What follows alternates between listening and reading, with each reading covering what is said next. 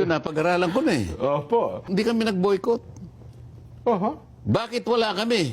O bakit nga po? Wala, 3 araw po eh. Anong ginawa namin? Ginagamit lang namin ang nakasaad sa saligang batas as a legislative strategy.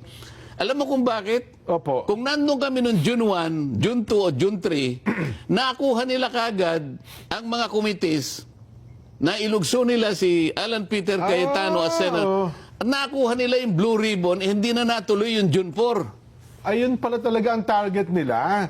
Kaya ang sabi ko, Jen, ang pinakamahalagang salita ngayon, katotohanan. Ayaw nilang matuloy ng kahit sa anong paraan yung June 4, 2026 sapagkat marami ng katotohanan ang lalabas doon. Ayun. Hindi pa yung ganap, ngunit malaking bagay sa tinatawag nating katotohanan ang unti-unti nang lilitaw. So kung ang mangyari pala, Sen, hindi man nila makuha ang Senate President, magdideklara sila ng all committee chairmans vacant, makukuha nila ang Blue Ribbon Committee. Isa lang ang dumating sa amin doon, makukuha na nila eh. Yun Hindi, pala. isa lang ang dumating sa amin, mailulugso na nila si Alan Peter. Kasi 13 eh. Opo. Naalala mo, 12 sila dahil dumating na nga yung isa sa kanila. Nawala na isa sa amin, di ba? Opo, Dumalo na doon sa kabila eh. Doon sa 13, doon sa June 3 na dumating Doon sa June 3, opo, Doon sa sa June 3. dati, naninimbang pa siya eh.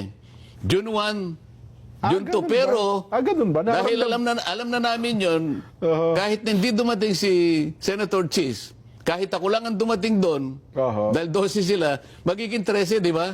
Oo nga po. Dahil ang kailangan natin, alalahanin mo, dinidiscuss natin, the magic word is 13. 13 na po. So, isa man lang sa amin ang dumating doon.